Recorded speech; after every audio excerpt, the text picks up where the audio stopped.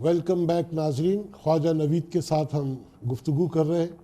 आइए गुफ्तगू का सिलसिला वहाँ से ही शुरू करते हैं। ख्वाजा साहब रेफरेंडम की बात कर रहे थे कि अगर हमने असेंबली में कोई चेंज लाना हो, आइन में चेंज लाना हो असेंबली के ज़रिए, तो जो बुनियादी स्ट्रक्चर है वो आप चेंज नहीं कर सकते, लेकिन तरमीम 2/3 मेजॉरिटी से कर सकते हैं, आ जाती है। This is my understanding, this is correct. अगर आप बेसिक स्ट्रक्चर चेंज करना चाहे तो उसके लिए आप you have to have the constituent assembly elected for only this purpose, for to do that job. उसके लिए आप रेफरेंडम करा दें प्रायर, तो उसका एक अपना तरीका है। अब हमारी जो 73 वाली असेंबली थी, basically it was a constituent assembly. Definitely constitution के बाद एक व्यू ये था कि it should have been finished and then fresh election would have held, लेकिन वो का फॉल हो गया, ये हो गया, तो उसी को चला दिया। अदरवाइज वो सही व्यू था। जब उसका जॉब ओवर हो गया था, the fresh election could have been done under the constitution. क्योंकि ये जो इलेक्शन हुए थे कॉन्स्टिट्यूशन के, ये तो ओनली याया खान ने करवाए थे for the purpose of constituent assembly. ये बताइए कि एक जुडिशरी जो होती है, ये मुल्क की एक बैकबोन होती है। Yes sir. और आपका भी ताल्लुक इसी शोबे से है। कैसा महसूस होता है कि जब कोई एडवेंचर होता है पाकिस्तान के अंदर और सुप्रीम कोर्ट इसको वैलिडेट कर देती है और थप्पी देती है एक आमिर को कि शाबाश बेटा, अब तू आइन के अंदर तरमीम भी कर ले। ये कौन से कानून के तहत सुप्रीम कोर्ट कर रही है? बस सर, ये मौलवी तमीज़ुद्दीन के केस से अनफॉर्चुनेटली शुरू हुआ सिलसिला, और फिर उसके बाद ये चलता ही आया। फिर अपना हमारे जस्टिस हमूदुर रहमान साहब ने याया खान का जो मार्शल लॉ था उसको इलीगल करार दिया था, और वो भी उस वक्त जबकि वो मार्शल लॉ ख़त्म ही हो गया था, तो वो जजमेंट आई थी। बहरहाल उन्होंने सारे फिर वो पॉइंट ले डाउन किए, लेकिन फिर अगेन नुसरत भुट्टो केस में उन्होंने उसको फॉलो नहीं किया, और ज़ियाउल हक का जो मार्शल लॉ था वो वैलिडेट हो गया। फिर उसके बाद मुशर्रफ का जो था, ये जस्टिस इरशाद हसन खान साहब थे चीफ जस्टिस, उन्होंने ना सिर्फ वैलिडेट किया बल्कि उसको और 3 साल तक और वो आइन को अमेंड करने की भी इजाज़त दे दी। तो अब मतलब तो काला धब्बा है जजमेंट के ऊपर। बस अब अल्लाह रहम करे, क्या किया जाए सर। फिर उसको 17th अमेंडमेंट में गंगा ने ला दिया गया। मेरा ये मौक़िफ़ रहा है कि जब मुल्क में कोई इदारे ना हो और महकमे हो और फ़र्द वाहिद जो भी कुर्सी पे बैठा हुआ हो उससे कोई पूछने वाला नहीं हो, कि जब इदारे नहीं होते कौन पूछेगा? अकाउंटेबिलिटी होती नहीं है। तो जब आप कुर्सी पे बैठ जाएं, सब जी हुजूरी करते हैं, जो मर्जी में आप करते जाएं, चाहे वो मुशर्रफ साहब आके बैठ गए या चीफ जस्टिस उस टाइम पे इरशाद हुसैन थे, उन्होंने उनसे मिल के ये किया, कोई पूछने वाला नहीं था, कोई अकाउंटेबिलिटी नहीं थी। No one was accountable. जिन्होंने अकाउंटेबिलिटी करनी थी वही सारे ओबीडियंस में चले गए ना। दुख तो इस बात का था। वो इसीलिए कि फ़र्द वाहिद का रूल हो जाता ना, तो वो फिर ओबीडियंस में जाते। अगर आपके पास इदारे होते तो अदारों को इसीलिए तो कहते हैं कि अदारों को मजबूत करें, और अब अल्लाह के फजल से इस तरह की जजमेंट्स आ गई हैं कि अब जो है कोई भी जो एडवेंचर करने वाला कोई समझा नहीं है। असल जो बात है अभी तक समझ में किसी की नहीं, अब अदालतों की समझ में तो आ गई है। देखिए, और उन्होंने समझा भी मुझे एक बात बताएं कि ये हमारे पास कोई गारंटी है कि जब हमारे प्रेजेंट चीफ जस्टिस जब रिटायर हो जाएंगे तो नेक्स्ट चीफ जस्टिस जो आएंगे वो इतने ही दबंग होंगे? अब ये है कि जो एक रिवायत रखी चली जाती है, मेरी गुजारिश है, अब वो अब आप बहुत दूर चले गए हैं, 3 साल की बात है। तो माशाल्लाह एक आदमी जब एक कोई माइलस्टोन छोड़ जाता है तो फिर आने वाले जो हैं वो आइदर उसको फॉलो करते हैं या फिर उससे आगे जाने की कोशिश करते हैं। लेकिन मेरी नाकिस राय में ये है कि अगर जाने से पहले, आपको याद है उस ज़माने में तो वो गाया करते थे ना, वो निसार मैं तेरी गलियों के है वतन के जहाँ, चली है रस्म के कोई न सर उठा के चले। फैज़ अहमद फैज़। बिल्कुल। मैं ये कहना चाह रहा था आपसे कि अगर present chief justice in the present supreme court ये इंश्योर कर दे किसी तरीके से अपने जुडिशल रिफॉर्म्स के अंदर कि आप जिस ट्रैक पे चल रहे हैं इस ट्रैक से आप उतर नहीं सकते।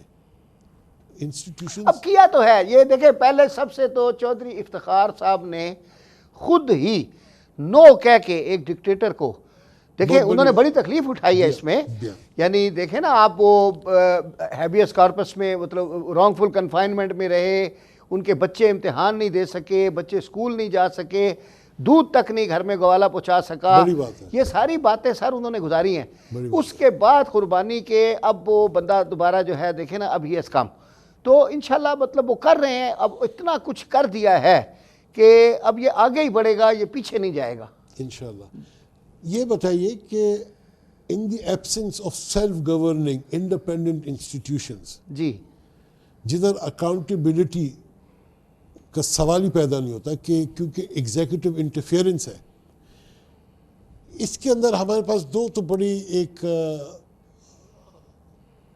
खुशाइन डेवलपमेंट हुई है। वो एक तो ये कि आपकी जुडिशरी काफ़ी इंडिपेंडेंट है, और सबसे बड़ी बात जो मीडिया इंडिपेंडेंट हो गया और वो हर चीज़ को हाईलाइट कर देता है, ये बहुत बड़ी चीज़ है। ये मैं तो कह रहा हूँ कि पाकिस्तान में रेवोल्यूशन आ गया है। हम as we speak we are undergoing a revolution. बिल्कुल, इंडिपेंडेंस ऑफ मीडिया जो है ये हर एक को एक्सपोज कर रहा है। और या चेक एंड बैलेंसेस देखें ना, हज स्कैम देख लें आप, उसके अंदर अब इतराफ़ हुआ है कि जिस 16 लाख रियाल की एक सामने आई है, अब और भी सामने आ रहे हैं। Federal minister had to resign. ये कभी पहले सुना था कि पाकिस्तान में इस किस्म की चीज़ होगी? नहीं। ये इंडिपेंडेंस ऑफ मीडिया इसकी वजह से ये फ्रूट्स मिल रहे हैं। और इन्वेस्टिगेटिव रिपोर्टिंग होती रहेगी तो और बहुत सी चीज़ें निकलती आएंगी। इसी तरह ख्वाजा साहब, अगर आपके बाकी जो महकमे हैं वो भी अगर इदारे बन जाए, देखिए महकमे इदारे में फ़र्क है कि महकमा जो सर अब इनको बनना पड़ेगा। अब आप देखें ना, आज ही का आप किस्सा देख लें कि दो मतलब PSP ऑफिसर्स यानी खुर्रम शहजाद और क्या नाम है उनका, वो मसूद, वो आज अरेस्ट हुए हैं। कभी सुना था पाकिस्तान की तारीख में ऐसा होता है? अच्छा, वो क्या थे, CPO थे, क्या थे, ठीक है ना जी। अब बात यह है कि अब इनके जितने कलीग्स हैं अब दे शुड लर्न, क्योंकि उस वक्त उन्होंने जो किया था उस वक्त के हुक्मरान के ऑर्डर्स के तहत किया था और वो समझते थे कि बस ये सब जायज़ कर रहे हैं। अगर उस वक्त अगर they would have put their foot down and would have told the guy कि भाई we are not going to do this, या उससे रिटर्न में ऑर्डर्स लेते, तो आज इनको ये दिन ना देखना पड़ता। नहीं, अभी तो उन्होंने कुछ दिन नहीं देखे, एक दो जब टंग जाएंगे ना, जब एक दो टंग जाएंगे ना, फिर बाद में समझ में आएगी कि उल्टे सीधे ऑर्डर लेने से, इलीगल ऑर्डर लेने से आज नहीं कल हमारी पकड़ होगी, क्योंकि इस मुल्क में भी कोई निज़ाम आ गया है। इस मुल्क में ऐसा निज़ाम कभी नहीं था। इस मुल्क में जो बैठा हुआ है कुर्सी पे, जो उसने कह दिया वो कह दिया, ऊपर अल्लाह तो नीचे वो डिक्टेटर आपका, चाहे वो सिविलियन डिक्टेटर हो या मार्शल लॉ का हो या फौजी डिक्टेटर हो। लेकिन जब एक दो टंग जाएंगे तो फिर समझ में आएगी बात। तो अच्छी बात है, अब ये कल्चर चेंज हो रहा है, तो ग्रेजुअल इंप्रूवमेंट बल्कि बड़ी फास्ट हो रही है। नहीं, ये अभी भी जो इदारों को खुद मुख्तार नहीं कर रहे, कहते ना मजबूत कर दें, ये मजबूत करना क्या होता है? सर अब अफसरों को खुद मुख्तारी खुद हासिल करनी पड़ेगी। जो जहां बैठा है वो कहेगा कि मैं सिर्फ उस वक्त I will go according to book, वो उस वक्त, एक तो ये बात है। दूसरी बात ये कि जब उसको ये मालूम हो कि जो एग्जीक्यूटिव है वो मुझे सस्पेंड नहीं कर सकता, मुझे निकाल नहीं सकता, उसका एक प्रोसीजर होता है, उस प्रोसीजर को फॉलो किया जाता है। अब प्रोसीजर्स हैं किताब में लिखे हुए, आप किसी पुलिस वाले को ऐसे उठा के नहीं निकाल सकते, लेकिन आप निकाल भी देते हो। MP का फ़ोन है, उसको सस्पेंड करो तो सस्पेंड कर देते, मन घड़त केस में सस्पेंड कर देते, आए थे तुम नहीं थे, लैक ऑफ ड्यूटी करके, खाना पूरी करके, उसका कोई रिकोर्स नहीं है उनके पास। जब विद इन दी इंस्टीट्यूशन आपके पास रिकोर्स हो टू चैलेंज एन एक्ट, तो फिर वो सिक्योर फील करता है आदमी कि मैं। अभी भी आप देख लें जो यहाँ पे हमारे पुलिस ऑफिसर या जो भी लोग हैं, तो ये अब आप देखें ना, आज 2 बड़े पुलिस अफसर गिरफ्तार हुए हैं जी, लेकिन अभी भी लोगों को अक्ल नहीं आ रही है। यहाँ पे जो सर्विस में लोग हैं वो अभी भी लैंड माफिया को सपोर्ट कर रहे हैं। क्यों ढीठ है या नहीं, पता नहीं, वो समझते हैं कि ये जो आया है अफ्ताद ये दूसरे पे आई है, हम पे नहीं आनी। मगर वो फिर जब सब पे आनी शुरू हो जाएगी तो फिर मेरे ख्याल में समझ जाएंगे। ख्वाजा साहब, जब से पाकिस्तान बना है यहाँ एक्चुअली रूल ऑफ लॉ रहा नहीं है। जो पावरफुल है, बस उसी की चलती आई है। आप लैंड ग्रैबिंग देख लें, आप सुना कि इस्लामाबाद में कल गवर्नमेंट के मिनिस्टर ने कहा कि vast areas of Islamabad are under land grabbers. बिल्कुल सर, अब लैंड इतनी महंगी हो गई है कि मैं कहता हूं कि सबसे ल्यूक्रेटिव, हीरोइन से भी ज्यादा प्रॉफिटेबल बिजनेस जो है लैंड ग्रैबिंग है। लेकिन आपका एक मुल्क का निज़ाम होना चाहिए जो उसको चेक करे, और लैंड ग्रैबिंग में आपसे उसमें शामिल है ना सारे। जाहिर है, नहीं तो जनाब आप लैंड ग्रैब करना चाहें और जब तक आपने सपोर्ट ना हो पीछे कैसे कर सकते हैं? एक बात, और वो जो एरिया का पुलिस है उसकी मर्जी के बगैर SHO हो की सकता मर्जी है? के बगैर सर एक कैसे? ठेला नहीं लग सकता सड़क पे। आप देखिए, आप जरा शरबत का ठेला लगा के दिखा दें SHO की मर्जी के बगैर। कराची के सारे रोडों पे इंक्रोचमेंट हुई है। सदर देख लें, सोसाइटी देख लें, जहाँ जाके देख लें ठेले लगे हुए, और रोज़ बत्ता मिल रहा है पुलिस को वहाँ से, रोज़ मिल रहा है। पुलिस के जो अफसरान हैं उन्हें भी पता है, बट वो दूसरी तरफ देखते हैं, आंख उन्होंने बंद की हुई है। तो विशियस सर्कल है। देखिए, कोई ये नहीं सोच रहा कि हम अपने मुल्क का बेड़ा गर्क कर रहे हैं, और ये जो इलीगल एक्टिविटीज़ जो हमें बज़ाहिर बड़ी इनोसेंट लगती हैं, ये बढ़ती चली जाएंगी, क्रिमिनल एक्टिविटीज़ बढ़ती चली जाएंगी, और कल ये मुल्क हमारे बच्चों के लिए, हमारी आने वाली नस्लों के लिए ये डेंजरस हो जाएगा। बिल्कुल बिल्कुल, हम उनको क्या दे के जा रहे हैं? ऑलरेडी नहीं हो गया है तो हो भी जाएगा। ये चीज़ नहीं समझ में आ रही, क्योंकि यहाँ अकाउंटेबिलिटी नहीं। मैं तो थक गया हूँ बोल बोल के कि जब तक आपके पास, लेकिन आप बोलते रहे सर, उसकी वजह यह है कि आज नहीं तो कल, कल नहीं तो परसों कोई ना कोई आपकी बात सुनेगा। आप अपना फर्ज अदा करते रहें, ठीक है ना सर? वो कहते हैं ना, हम परवरिश लौह कलम करते रहेंगे, जो दिल पे गुजरती है रकम करते रहेंगे। आप अपना काम करते जाएं, इंशाल्लाह ताला ये फ्रूट आज नहीं कल, कल नहीं परसों मिलेगा आपको। हमें नहीं मिलेगा, हमारी आने वाली नस्ल को मिलेगा। अब मैं भी यही सोचता हूँ कि मैंने कहा ये हम बात करते रहेंगे तो हो सकता है कल कुछ सियासतदान भी ये बात पिक कर लें और अपने वो मैनिफेस्टो में लाए कि जिस मुल्क में अकाउंटेबिलिटी नहीं होगी, तो बताइए ना, ये कैसा निराला मुल्क है कि इधर आप कोई सी भी, आप दुनिया के, आप किसी भी दुनिया के हिस्से से ताल्लुक़ हो, यहाँ के आपको शनाख्ती कार्ड मिल जाता है, आपको पासपोर्ट मिल जाता है, और ये आपको ऊपर जाके इस्लामाबाद के ऐवान इक़्तिदार से नहीं मिलता। इधर पासपोर्ट ऑफिस में आप जाके 4-5 हज़ार रुपये दें तो पासपोर्ट मिल जाता था और शनाख्ती कार्ड मिल जाता था। अब हो सकता है डिफ़िकल्ट हो गया, लेकिन अब सख्ती हो गई है। वो मैं आ रहा था बाहर से तो मुझे ज़रा स्क्रूटनी की वो इमिग्रेशन वाले ने, कोई आधा घंटा लगा दिया। वो यूँ देखे पासपोर्ट को, यूँ देखे, फिर यूँ देखे, यूँ करें। मुझे गुस्सा नहीं आया, मुझे खुशी हो रही थी कि शुक्र है खुदा का कि इस मुल्क में कोई तो इनके अंदर जिम्मेदारी जागी है। और पता नहीं क्या देख रहा था, मेरी दाढ़ी वो यूं कर रहा था, आप समझ के नहीं दे रहे थे, फिर उसने कहा चलो जाने दो। अच्छा, वो इसलिए कर रहा था, मैं खुशफहमी में हूँ कि वो अपना फर्ज निभा रहा है। वो अपना वाह ख्वाजा साहब। अच्छा, आखिर उसने कहा ये को बहुत ही भोला है, चलो जाने दो। अच्छा, वो पलट रहा था कि शायद मैं बीच में कुछ पैसे रख दूँ उसके लिए, पता नहीं कुछ ढूंढ रहा होगा। चले। अच्छा ख्वाजा साहब, बड़ी आपसे अच्छी बातें हुई। मौलवी तमीज़ुद्दीन साहब से भी आपकी बात चली और सुप्रीम कोर्ट के आगे तक बात चली।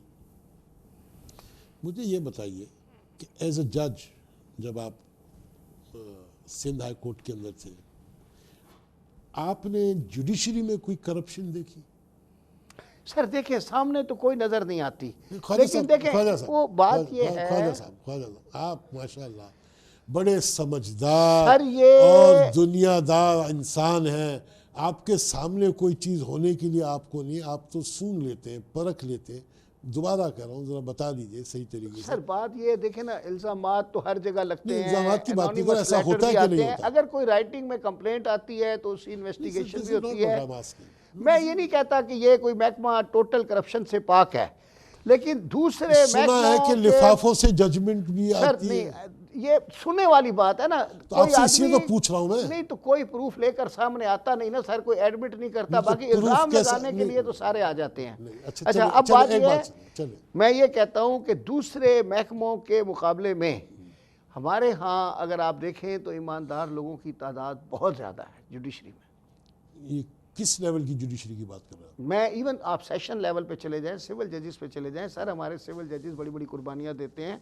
अब तो खैर तनख्वाहें बढ़ गई हैं। सर रजिस्ट्रार पैसे लेके तारीखें लगा देते हैं। नहीं, नॉट रजिस्ट्रार, वो पेशकार, पेशकार। वो सर अब ये पैरा सेशन कोर्ट की बात हो रही है ना। हाँ, वो अब वो क्या करें सर। तो जो जज बैठा वो नहीं देख रहा कि पिछले 8 महीने साल से तारीख लग रही है, अपेयर नहीं हो रहे, तो उसको नहीं समझ में आ रही कि क्या बात हो रही है। कि ये जुडिशियल पॉलिसी वो जो पेशकार पैसे ले रहा है तो वो आगे दे रहा है जो चुप करके बैठा हुआ है ना जज। नहीं, ये बात नहीं है, लेकिन अच्छा तो जुडिशियल पॉलिसी में अब बहुत सख्तियां की हैं और उसमें लिखा है कि जज खुद डायरी लिखेगा। लिखाई पढ़ाई को छोड़ें, आप अमल की बात करें। मुझे ये बताइए कि वो बंदा बैठा हुआ है और वो देख रहा है केस के अंदर वकील आता ही नहीं है, और आता है डेट लगा के चला जाता है, और जो एग्रीव्ड पार्टी है वो बेचारी हर महीने सर पीट के चली जाती है। उस शरीफ आदमी को जो इस कुर्सी पे बैठा हुआ है उसे नहीं समझ में आ रहा कि ये हो क्या रहा है, ये तारीखें क्यों लग रही है। वो इतना इनोसेंट है और वो वकालत करके और वो पेशकार से होता हुआ इस कुर्सी पे आके बैठा है, उसे बिल्कुल नहीं समझ में आ रही कि ये क्या हो रहा है। समझ तो सर आ जाती है, अब दे आर ओवरवर्क्ड, और फिर किस किस को पकड़े सर, ये भी बड़ी मुसीबत है ना। अच्छा, वो पूरा महकमा ही तो अंदर नहीं कर सकते। नहीं, वो क्यों पकड़ेगा, वो जिसको पकड़ेगा वो उसके जेब में भी अगर पैसे डाल रहा है। नहीं, वो नहीं, पेशकारों से कुछ नहीं होता, लेकिन ये है कि वो उनका जाती होता है मसला। लेकिन अब किस को सर अगर मैं इन्वॉल्व नहीं हूँ और मेरा जूनियर यहाँ बैठा है और मैं देख रहा हूँ कि केस लग ही नहीं रहा, तो will I not ask my subordinate staff कि what the hell is going on? पूछना चाहिए। This is inefficiency on the part of presiding officer. I will make sure कि there will be no final dates and they must appear, this वकील must appear. अब मैं आपको यूसुफ साहब एक बात बताऊं, मैंने इस पे कई दफ़ा कई प्रोग्राम्स में भी कहा है, जहां मुझे मौका मिलता है मैं बोलता हूं, वी नीड टू थोड़ा सा चेंज द सिस्टम। ये कन्वेंशनल सिस्टम चलता आ रहा है अंग्रेज़ों के ज़माने से। अब क्या है कि एक जज के आगे एक दिन में आप 150 केस लगा देते हैं। क्या करें? अच्छा, अब वर्किंग आवर्स होते हैं 8:30 बजे से लेके 10:30 तक, फिर 11 से लेके आगे 1:30 बजे तक। ठीक है, जजेस बेचारे 3-3 बजे तक बैठते हैं। लेकिन अगर आप 150 केस को अगर डिवाइड करें, 10 मिनट भी अगर एक केस के लिए रखें, तो 100 केस का 1000 मिनट कितना हो गया, 1000 बनता है, और फिर 50 का 500, 1500 मिनट, तो 60 मिनट का घंटा होता है। तो अब बताएं वो जज किस तरह से, इट्स नॉट ह्यूमनली पॉसिबल। मैंने पहले भी सजेस्ट किया था, आज आपके प्लेटफॉर्म से दोबारा सजेस्ट करता हूँ। मैंने ये कहा था कि आप ये अपना सारा सिस्टम लेके लम्स को, IBA को, ये मैनेजमेंट के इंस्टीट्यूट हैं, एक्सपर्ट्स हैं, आप इनको ये असाइनमेंट दें, ये आपको एक सिस्टम बना के दें। फिर सिस्टम के अंदर वो आपको बताएंगे। देखिए, जजों का काम है केस चलाना, एडमिनिस्ट्रेशन आप अलग कर दें, ठीक है ना। जिस तरह हॉस्पिटल्स में अब आप देखें MHA निकल आई है, मास्टर ऑफ हॉस्पिटल एडमिनिस्ट्रेशन। पूरी दुनिया के मुल्कों में जो डॉक्टर है वो सिर्फ डॉक्टरी करता है।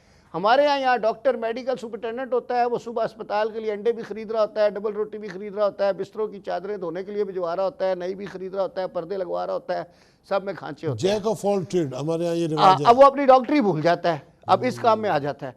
तो मेरा ये कहना है कि जजेस जो हैं वो सिर्फ केस चलाएं, और इस काम के लिए आप ये जो इंस्टीट्यूट बने हुए हैं, यहाँ पे हमारे लम्स है, ये है, जैबिस्ट है, आप इनको दे दें असाइनमेंट, उनकी फ़ीस दें, या उनसे कहें भाई हमें वॉलंटरीली मुफ्त बना के दे दो अगर हमारे पास बजट नहीं है। सुने, अब उसमें ऐसा सिस्टम आ जाए कि आपको 8 महीने, 6 महीने, 7 महीने पहले से पता हो कि मेरा केस जून की 18 तारीख को लगेगा और 10 बजे से लेके 12 बजे तक का वक्त मुझे दिया गया है, और उस दिन मैं खुद भी हाज़िर होना है, वकील को हाज़िर करना है, आंधी है या तूफ़ान, मुझे जो है अपना एक वकील मर गया है तो दूसरा ले आना है, दूसरा चला गया तो तीसरा ले आना है। I have to be there with the lawyer and my case must proceed. और लॉयर जो आएगा उसे पता होना चाहिए कि मेरे पास 1 घंटा है सिर्फ, मुझे जितना भी अपना सम अप करना है मैं 1 घंटे के अंदर अंदर करना है, और अगर उस घंटे से बाहर हो गया तो घंटी बज जाएगी। अच्छा, ठीक है ना सर, मेरी बात समझे। तो अब आप घर में बैठ के कंप्यूटर पे देख सकते हैं कि भाई आपका टाइम आ गया है, नाउ यू कैन गो। अब आप देखें मैन आवर्स, एक कोर्ट में आप सुबह चले जाएं, 100 तो वकील होंगे, 200 लिटिगेंट होंगे, 300 बंदा 8:30 बजे से बैठता है। 15-20 वकीलों का केस चला, 15-20 लिटिगेंट्स का या 30 लिटिगेंट्स का केस चला, 60 वकील, 50 लिटिगेंट सुने, वो वापस आ गए। अब मैन आवर आप कैलकुलेट करें कि कितना मैन आवर जाया हुआ। ख्वाजा साहब मैं समझ गया, बहुत सही बात की तो आपने। अभी भी मैं आपके थ्रू ये पैगाम देता हूं कि अभी भी आप इस सिस्टम को बनाने के लिए पैगाम किसको दे रहे हैं?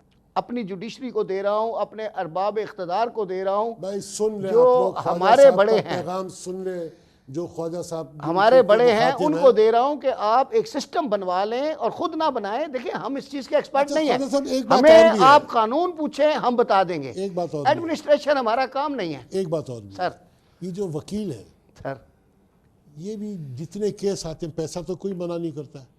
वो कभी आपने सुना है किसी ने केस मांगा फिर था? वकील को भी पता होगा अब कि वो वकील केस ले रहा है, पैसे पकड़ लिए बॉस में बुला रहा, और वो तारीख पे तारीख चल रहा है। अब ये है ना, 20 फिर वकील साल को केस चल रहे भी, हैं, बिकॉज वकील भी मिला हुआ सर है। इस सिस्टम से फिर वकील को भी पता होगा कि भाई जून की 20 तारीख को मैं तो फलां कोर्ट में बिजी हूं।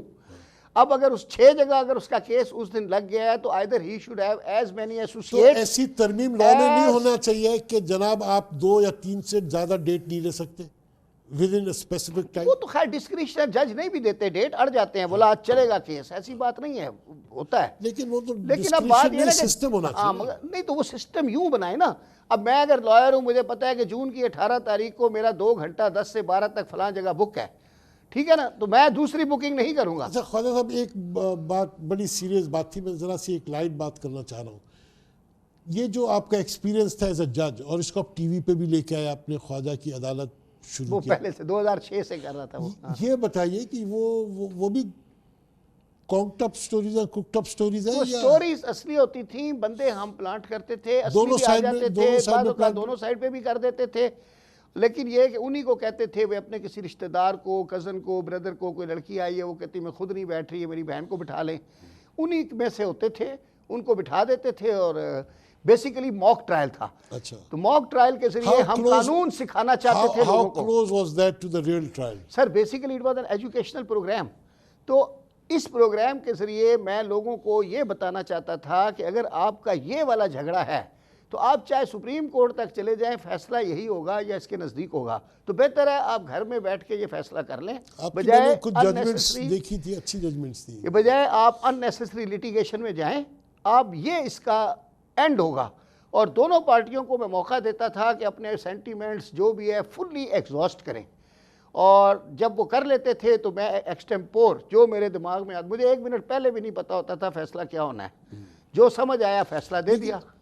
ये जब जज तो मैंने को 300 के करीब फैसले दिए हैं। चले, आपने जो फैसला टीवी पे दिया और वैसे भी आपने जो फैसले दिए, वो 1400 दिए। तो आपको समझ आ जाता था कि जब मैं ये फैसला दे रहा हूँ कि क्या फैसला मैं देने वाला हूँ इसके अंदर, इस केस में इंक्लिनेशन सर तो होना बाज़ चाहिए। औक़ात तो पहले 10 मिनट में समझ आ जाता था कि इसमें क्या फैसला होना है, लेकिन चूंकि प्रोग्राम था 35 मिनट का, नो बट इन रियल अब लाइफ उसको खींचने के लिए नहीं, अच्छा नहीं, रियल लाइफ तो सर मैंने 8-8 10-10 मिनट में शॉर्ट ऑर्डर से फैसले किए हैं, समझ में आ जाता था 1 मिनट में सर, कि ये ट्रेंड किधर जा रहा है। फौरन सर। तो क्या उसके अंदर लॉयर पर डिपेंड करता था कि किस तरह ये एविडेंस पेश कर रहा है और समअप कैसे कर रहा है कि चूंकि हमारा अपेलेट कोर्ट होता है ना, तो पूरी फाइल सामने होती है, तो अगर पढ़ लेते आपको जज पढ़ लेता है नहीं फाइल? नहीं हर केस इतनी मोटी फाइल में 3 या 4 क्रूशल पॉइंट्स होते हैं, लोअर कोर्ट की जजमेंट्स होती हैं, आप उसका भी आखिरी पैराग्राफ पढ़ लेते हैं कि जज ने क्या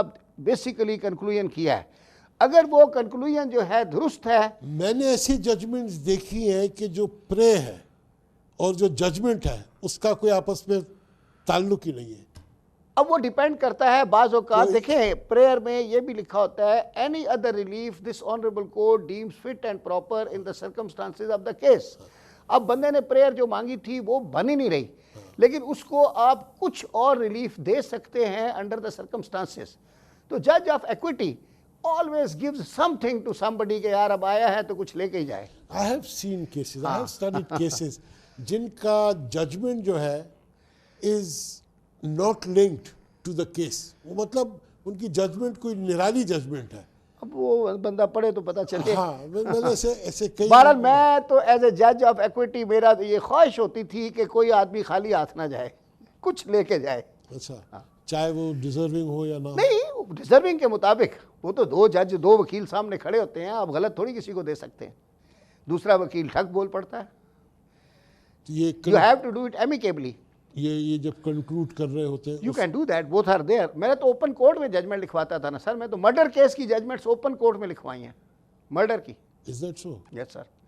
शौकत जुबैदी का केस ओपन कोर्ट में लिखवाया, हाले पोता साहब का ओपन कोर्ट में लिखवाया. एक हिजड़ा आ गया था ख्वाजा सराह, उसका केस ओपन कोर्ट में लिखवाया. उसका क्या केस था? वो सर मेल ऑर्गन काट रहे थे तो उसमें एक्सेस ब्लीडिंग से दूसरा हिजड़ा मर गया. He was consenting party. तो वो कत्ले खता का भी केस बनता था, नेग्लिजेंस का भी बनता था, मर्डर में लेकर आ गए थे. बहरहाल आई डिसाइडेड था कि he was in custody for last 8 years. Negligence में डिसाइड हुआ कंट्री नहीं सर. मैंने फिर उसको बेनिफिट ऑफ डाउट दे के एक्विट किया क्योंकि कत्ले खता में टोटल सजा थी 5 साल and he was in custody for 8 years. Operate कौन कर रहा था? जो ऑपरेट कर रहा था वो जेल में ही मर गया था, तो उसका छोटा शागिर्द था वो बंद था. अच्छा, वो ऑपरेट करने वाला भी ख्वाजा सराई था? तीनों ही वही थे. उनका गुरु डॉक्टर इन्वॉल्व था? इनका गुरु जो है वो डॉक्टर होता है. अच्छा, तो home remedy system, home remedy system होता है. ओह आई सी. ये इनकी कल्ट में ये भी होता है. हाँ, वो बड़ा जबरदस्त केस है. वो जजमेंट है, रिपोर्ट साहब, हुआ आप जरा है, रिपोर्टेड है. आप पहले रोशनी डालते तो हम कौम को आगाह करते. इतनी इंपॉर्टेंट डेवलपमेंट आपने छुपा के रखी. इसके ऊपर तो एक पूरा प्रोग्राम करेंगे. बिल्कुल करेंगे. इन्हीं कलमात के साथ मैं आपसे इजाज़त चाहता हूँ. ख्वाजा नवीद बड़े दिलचस्प शख्स हैं, बड़ी दिलचस्प की बातें करते हैं. अगले हफ्ते एक नए मेहमान के साथ, नए टॉपिक के साथ दोबारा हाज़िर होऊंगा. अपना ख्याल रखिएगा.